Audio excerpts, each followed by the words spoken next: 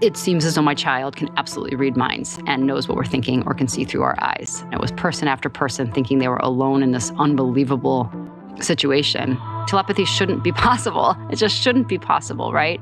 But if they just come into the classroom, come into the house, you'll see it. It might not be a savant skill, like they've memorized every book on the shelf. I think actually if I open up to a page in the book, they can see through my eyes, or they know what I'm thinking. Mm-hmm. So Dr. Powell started researching this. I heard a podcast with her, and I went up and met her. And pretty quickly thereafter, I started meeting a lot of these families who thought they were in a silo all by themselves, that this miracle was kind of individually happening in each of their households, that their non-speaking children can read their minds.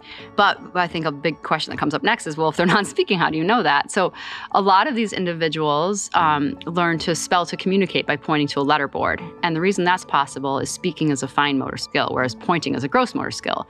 So it takes time, it takes effort, it takes a lot of practice, but you can learn to create neural pathways that help you spell to communicate. So those were the first experiments Diane did.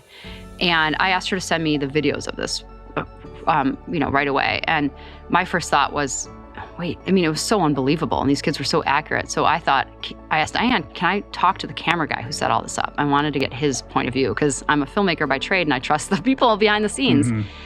So I called him and I said, what was this like for you? And he said, it was absolutely unbelievable. I actually left my profession and had like a mind his life changed after witnessing it. And he's like, wow. I was listening to the audio feed. There was absolutely no cueing. There was no way that this young girl could see the person on the other side of the partition. They were so careful and so thoughtful about how they set this up. She did it with 2 different therapists. And he's like, there's no explanation for it. There's no way that she could be doing this unless it was truly telepathy.